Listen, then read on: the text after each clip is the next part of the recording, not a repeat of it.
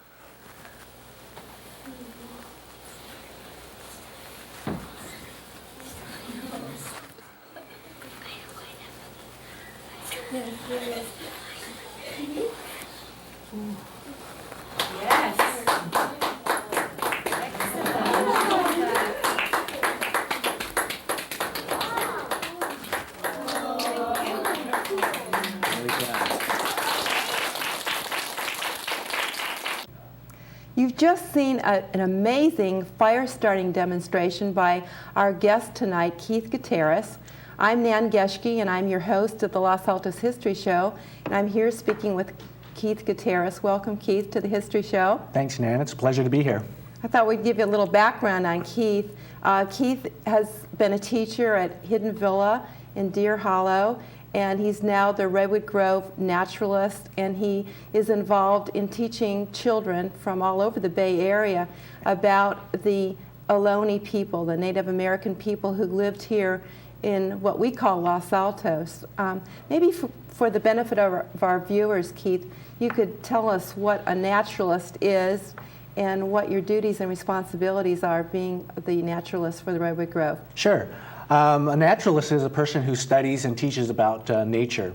I see two roles within that. One is that naturalists teach about the environment, the plants, the trees, the animals that are around.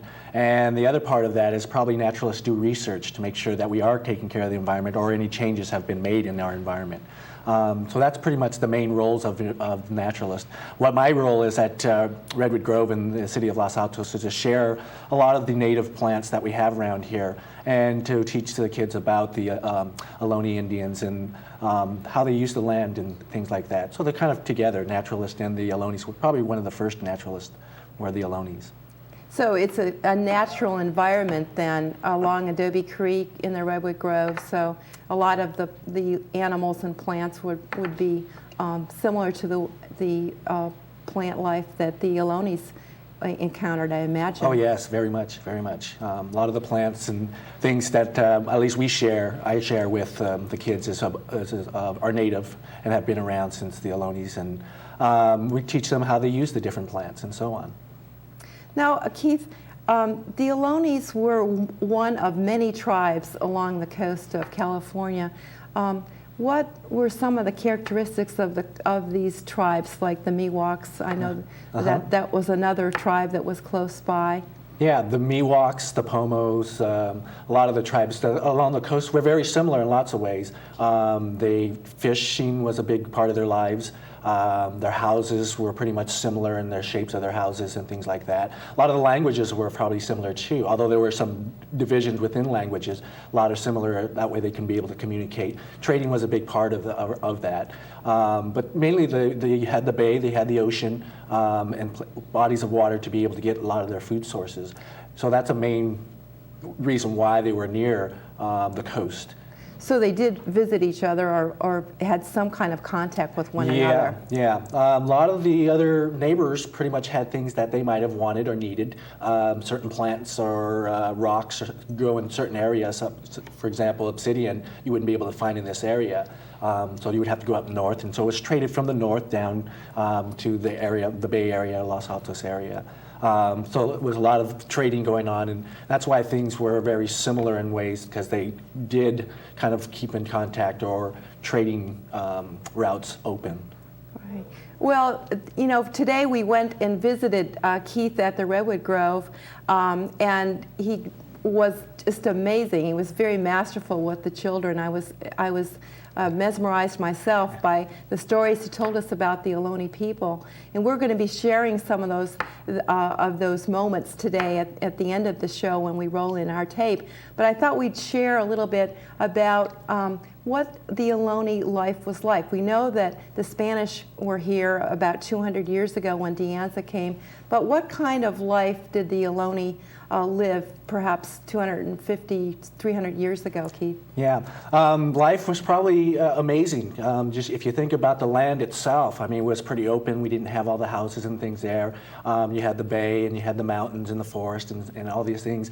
And you can imagine the wildlife that we have today. If you do a lot of hiking in the area, you know, the wildlife, well, probably times that by 5, and you'd probably get the amount of animals that were around. In fact, some stories have it that the sky would be blackened by all the waterfowls that would fly up in the skies and block the sun here. So the wildlife was plenty, and you know, the land was pretty much giving as far as a lot of the plants and trees and things that were here. So they pretty much knew how to use the land. They pretty much worked with the animals, the plants, and the trees to be able to survive themselves, but also those animals, plants, and trees also need to survive because that's part of their lives there.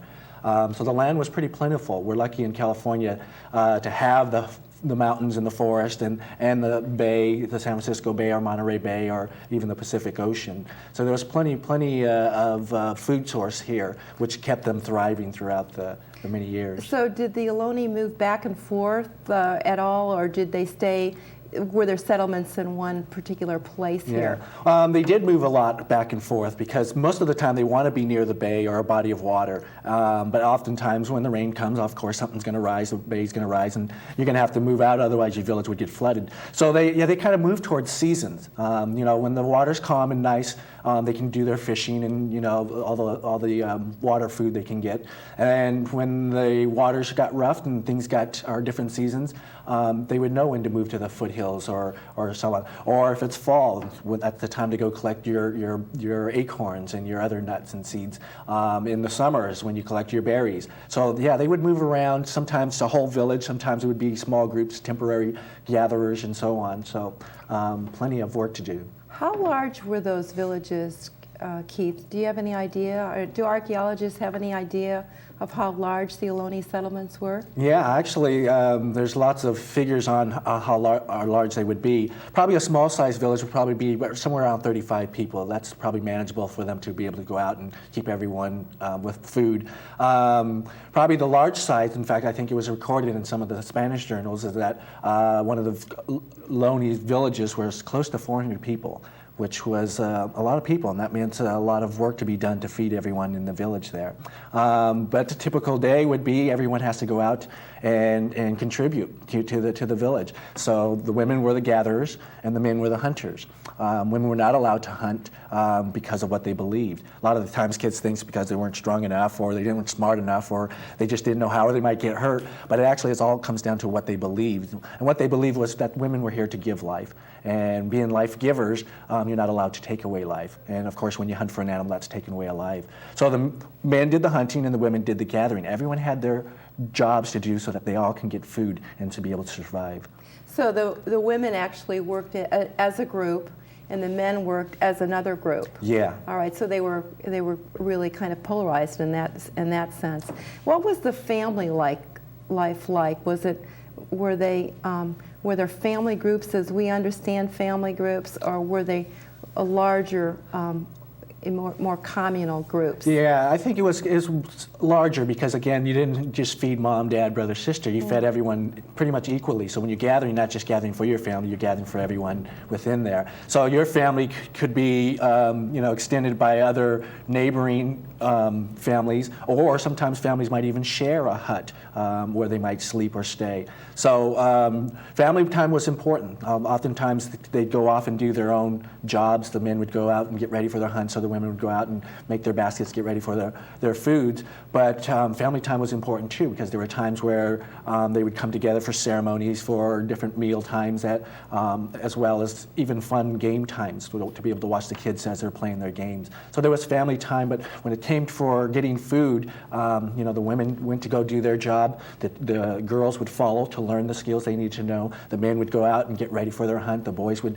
learn the things they needed to know or play some of the games that would teach them to be good hunters or whatever skill they may pick up. Now you mentioned huts. Were they permanent huts, or what were they made of? I mean, yeah, their huts were actually no split level huts. Yeah, actually, their huts we call them sleeping huts. Although they did use them more for storage than sleeping. They usually slept outdoors on the good weather. Of course, when the rain weathers, they can use it for indoors and stuff. So mainly it was storage hut, but then bad weather they can do it. Their huts were actually kind of a dome shape, and they get a frame made from the willow branches, and they cover it with tule, which is a plant that grows near the bay, and so it's used to the water. They were kind of real simple to be able to put together because obviously when they get wet, they get moldy, and moldies are going to cause bugs and stuff, infestation there. So if they got too bad where they couldn't stand the bugs, they would just burn it down and build a new one. So they were pretty good at being able to do that. And of course, the tule plant provided them with all they need. They knew how to use the plant for their houses and boats and other type things that they would use the tules. You mentioned plant material. I know that we're interested now in natural herbs and natural medicines, and I know that the Native American people, the Ohlones, were also very astute in the kinds of medicines that they used. And I know you know a few of those. Could you share some of those? Oh, sure. When you needed to take care of some basic health things like there, we have to realize that if sometimes they got stomach aches too. So if they did get a stomach ache, they can chew. They knew to chew on the silk tassel leaves, and that would induce vomiting. That way they'd be able to get their upset stomach cleared. Or if they had eye irritation, they can get the oak gall from the oak trees while they're fresh and new, and make a solution where they can irritate the eye more to flush it out better. A lot of times they had toothaches. Just thinking about the way they processed their food, their teeth got really sore and sometimes infected. And if it got to be a point where it was really sore, they knew that they can pick the poppy roots and chew on the poppy roots, and that would numb up their mouths to get rid of the pain. Oh, so there were a lot of plants that they used to be able to help them with their normal colds or headaches and things like that. If they had a headache, they knew to chew on the willow bark, and that would get rid of their headaches. I'll try that the next time. You mentioned headaches and also stomach aches. I mean, we usually don't really think about the Ohlone people being sick, but they did get sick just as well as we got sick. But what was the average lifespan of an Ohlone? I would say there was probably about 35. Most of it had to do with their diet. Later on, obviously the disease brought by the Europeans and the Spaniards, but before then it was pretty much their diet determined there. Of course there were probably other elements. Some of them might have from hunting died from wounds and stuff like that, but an average about 35. Some probably lived up to 80, 70 years old, some probably didn't even get up to 35, but an average pretty much it was about 35. So tell me about this diet. I know that at least in the last few hundred years, the Ohlones were very dependent on the acorn and the oak, the whole oak tree phenomenon.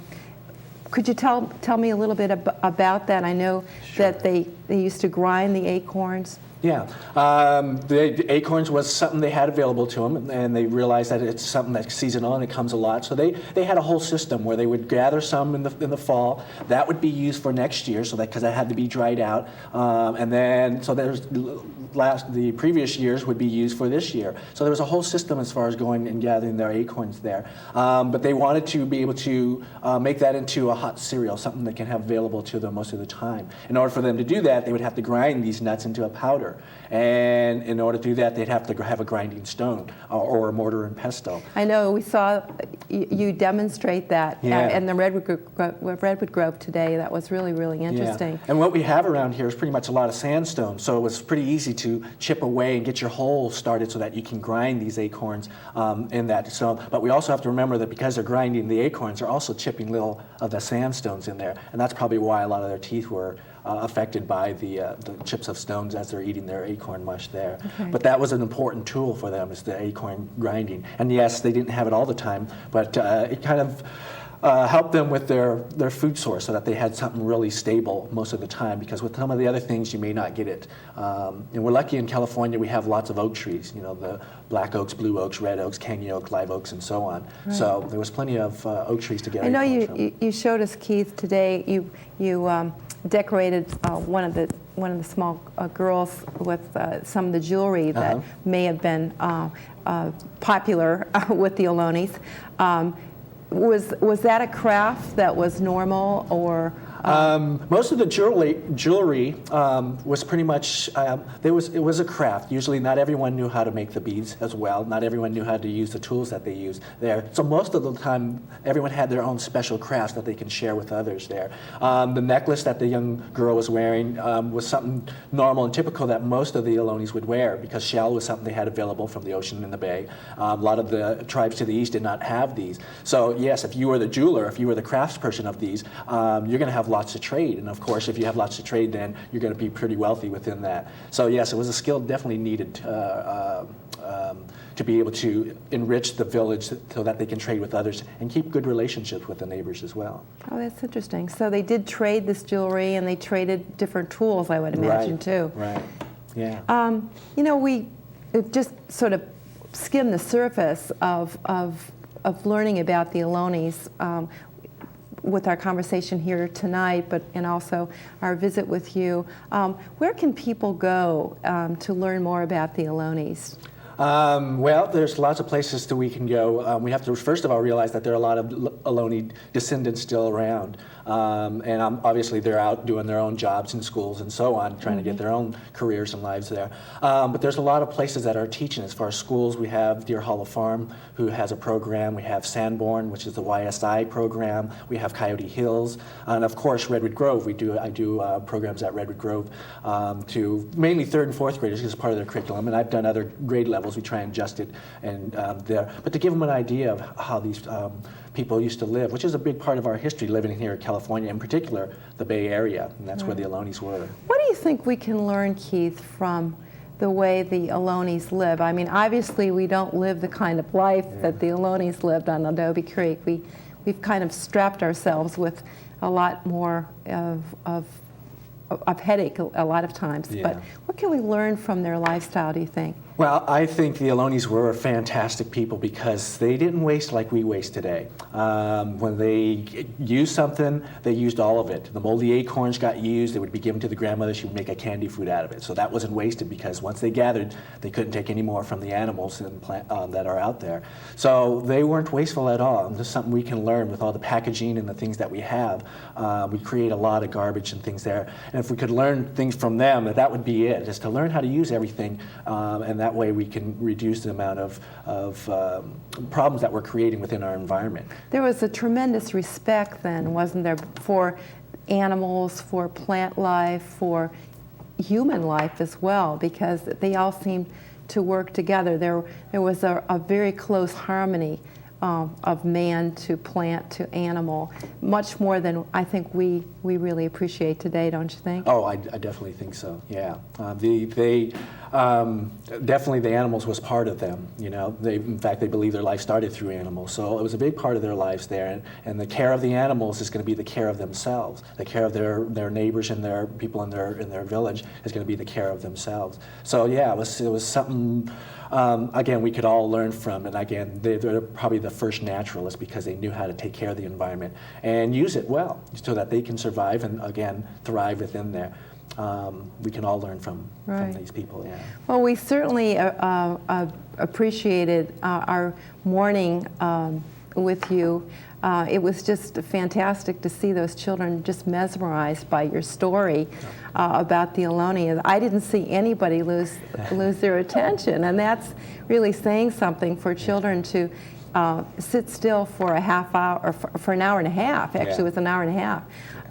But you kept the pace, and you were able to demonstrate the grinding rocks, and you demonstrated the bow and arrow, and how to start the fire, if you could start the fire. Yeah. And you said sometimes they didn't start the fire, so they were cold that night. They were cold that night, yes. It's important, and I think it's good for the kids to see that too. We were lucky today to get a fire going, but sometimes it doesn't happen with the groups I do, and that gives them my idea. You know, if you don't have fire, boy, it's going to be a rough night. You can't cook some of your food. It might be a little cold in your house or around your hut there. So yeah, all these things I hope to share with the kids today. They got a good feel of how the people lived. Obviously, I'd love to spend more time, but within the hour and a half that we had, I kind of shared as much as I could within them, and hopefully they got a good learning out of it. And hopefully they will also become the teachers, and they will be able to go back and share this with their families and parents, because a lot of their probably families and parents and neighbors don't know a lot about the people that are special. I like that very much when you said, now you're the teacher. Now take it back to your families and to your brothers and sisters and friends, and tell them about the Ohlone people. Yeah. Because I think that, you know, the lifestyle is so different that it is really very, very interesting for children and for adults to really to learn more about it. Yeah, and it's good for the kids to also take a role. Now they're teachers. Now they can teach. Well, I'm a teacher. That's great. Right. So yeah, it gives them a different role rather than being the student all the time. So. Well, thank you so much, Keith. We really appreciate you coming and being our guest tonight. Oh. And to all of our viewers, I hope you join us next time for the Los Altos History Show. But please stay tuned, because you'll see a little bit of what Keith Guitterez does at the Redwood Grove. And we'll see you next time. Let's roll that tape now.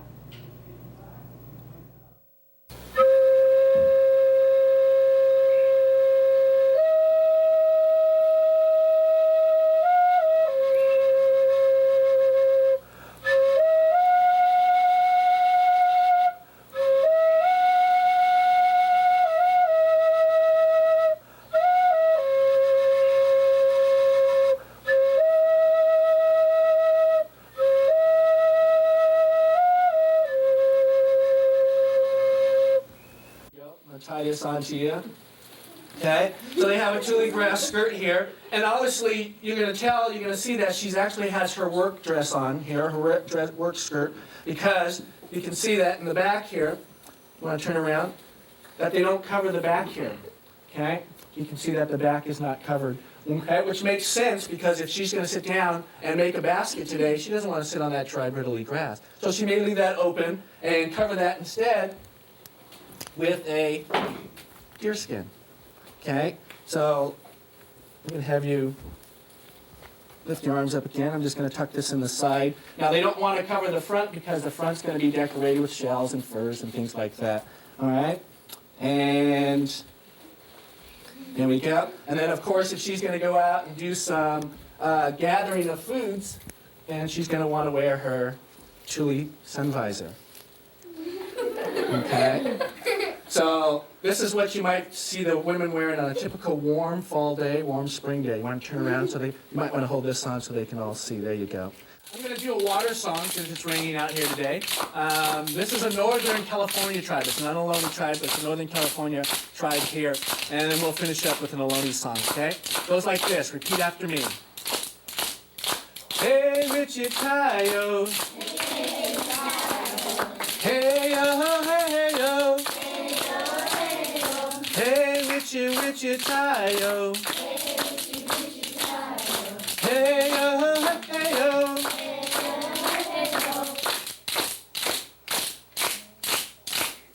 Oh. Women were not allowed to hunt. It had to do with what they believed. What they believed was, they believed that the women were here to give life. And only women could have babies, so they're giving life. And being life givers, you're not allowed to take away life. And when you hunt for an animal, that's taking away a life. So that's why the women did not hunt. They were life givers, and life givers did not take away life. So that left the job up to the men. The hair's usually a little more slicker, but as long as you keep your head straight, you should be able to bend down and go ahead and pick up those buckeye seeds. There you go. And then just toss them in the back there. There you go, give them a little toss. There you go, just drop it on in. Great, all right, give them a big hand there. Hey, na na na, hey, na na, ho, ho. Hey, na na na, hey, na na, ho, ho. Very good, this time we're gonna let you try it. There we go, and we'll do the chanting. Go. Hey, na na na, hey, na na, ho, ho. Hey, na na na, hey, na na, ho, ho. Keep going, keep it in the middle. Keep it in the middle. There you go, keep going. Long strokes now, long strokes. Long strokes. Great, keep going. Keep going, okay. Keep going. Keep going. It's not hot enough. We're only about 60 miles per hour here. We want to get to 80. Uh-oh, they're already coming, the fire department. We're in trouble now.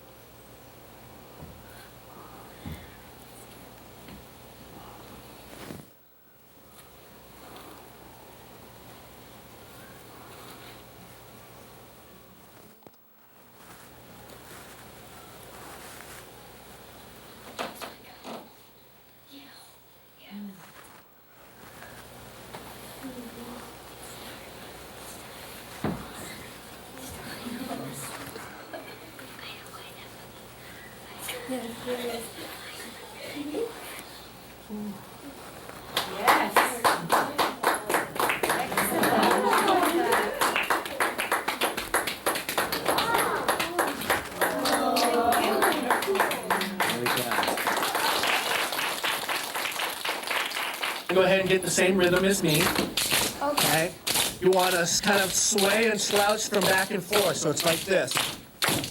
Like a bear would walk and looking for food. There you go. Now, this is not a repeating song, but this is a song that the Ohlones would do as the other tribes were leaving, going back to their village. It's a going away song, and it goes like this. Ooh-pa, ooh-doo, wanna say, wanna. Wanna say, wanna say, wanna say, wanna. Ooh-pa, ooh-doo, wanna say, wanna. Wanna say, wanna say, wanna say, wanna. And, oh.